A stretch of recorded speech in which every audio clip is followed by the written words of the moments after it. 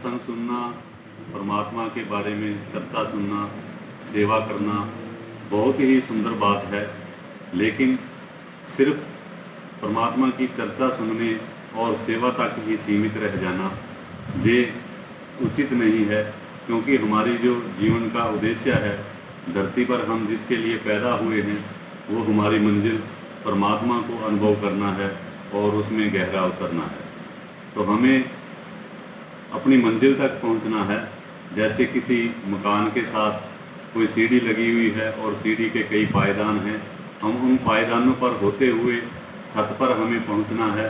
छत हमारी मंजिल है, तो हम पहले पायदान पर जाते हैं।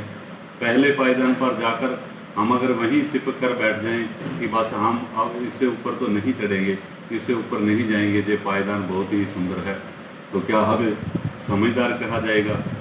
और अगर हम दूसरे पायदान पर, तीसरे पायदान पर रुक जाते हैं और हम कहते हैं नहीं, ये पायदान तो बहुत सुंदर है, और कोई पायदान सेवा का आता है, वहाँ हम रुक जाते हैं कि नहीं, मुझे तो ये बहुत अच्छा लगता है और मैं मंजिल पर नहीं जाऊँगा, तो ये भी कोई समझदारी वाली बात नहीं है।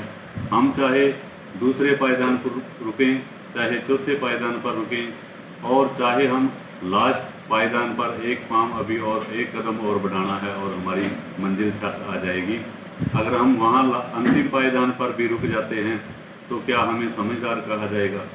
तो इसलिए सेवा करना, सत्संग सुनना, ये सब पायदान हैं उस मंजिल तक पहुँचने के लिए। ये बहुत सुंदर है, और इन बिना पायदानों के चढ़े, बिना इस सीढ़ी से गुजरे हम उस मंजिल तक पहुँच नहीं सकते हैं, ये तय है।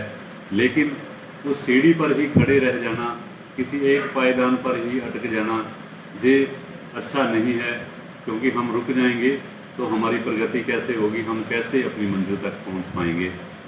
तो हमें उस मंजिल पर पहुंचने के लिए थोड़ा ऊपर उठना होगा, थोड़ा आगे बढ़ना होगा, इन चीज़ों से भी आगे बढ़ना होगा, और परमात्मा के अनुभव करने के लिए परमात्मा की खोज करनी चाहिए।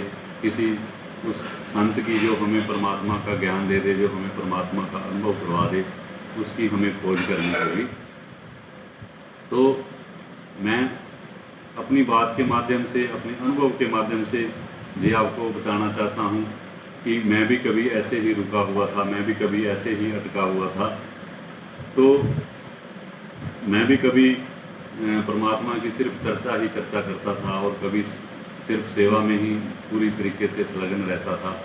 तो उसके क्या कारण थे? पहला तो मानसिक कारण था कि जब भी हम सत्संग सुनते हैं, जब भी हम परमात्मा की चर्चा के बारे में सुनते हैं, तो सुनते सुनते सुनते सुनते कुछ समय के लिए हमारा मन मिट जाता है, मन हमारा रुक जाता है, विरल हो जाता है, कुछ समय के लिए शून्य फलित हो जाता है, और उस शून्य में ही हम आनंद का अनुभव करते हैं, हम उस समय सुखी महसूस करते हैं।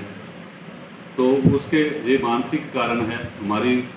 कभी ये मुझे बाद में पता चला, परमात्मा का अनुभव करने के बाद पता चला कि हमारी कभी बहुत गहरे में सुनने की जो आदत थी, माता के गर्भ से ही सुनने की जो आदत थी, उसी आदत के कारण हमें सुनना बहुत अच्छा लगता है। और दूसरा संसारिक कारण है, जैसे मेरी इस आनंदम संस्था में, आनंद का महासागर की संस्था में 28 दिन में, 3 दिन में परमात्मा का अनुभव हो जाता है। तो 2-2.5 दिन लगातार वहाँ हमें रुकना पड़ता है। हालांकि 2-2 घंटे की शिफ्ट होती है, बीच में समय भी मिलता है, ब्रेक मिलती है, तो हमें वहाँ मुश्किल लगता है 2.5 दिन। और जब हम सत्संग सुनने के लिए, परमात्मा की चर्चा सुनने के लिए कहीं जाते हैं, तो वहाँ आधा घंटा, 1 घंटे का समय होता है जो हम बड़े आराम से निकाल लेते हैं, और हमें मुश्किल नहीं लगता, आसान लगता है। लेकिन परमात्मा का अनुभव हो जाना कोई छोटी मोटी बात नहीं है, हमारे जीवन का परम उद्देश्य है परमात्मा का अनुभव हो जाना, उसमें और गहरा उतरना। और उसके लिए 2-2.5 दिन कोई बड़ी मुश्किल बात नहीं है। लोग पूर्व में हम सुनते हैं कि जब हमारे गुरु पीर पैगंबर थे, कितने कितने साल, कितनी कितनी कठिन तपस्या के बाद उनको परमात्मा का अनुभव हुआ, कितनी परीक्षाएं देने के बाद अनुभव हुआ, और 2-2.5 दिन कोई बहुत बड़ी बात नहीं है। दूसरा कारण यही है, समय की कमी है, इसके कारण हम 2-2.5 दिन निकालने हमें मुश्किल लगते हैं, और चर्चा सुनने हमें आसान लगता है, क्योंकि वहाँ घंटा 2 घंटे ही जाना पड़ता है। तो मैं आपसे प्रार्थना करना चाहता हूँ, आपसे उम्मीद करता हूँ कि आप परमात्मा का अनुभव करने के लिए समय निकालेंगे और प्रयास करेंगे।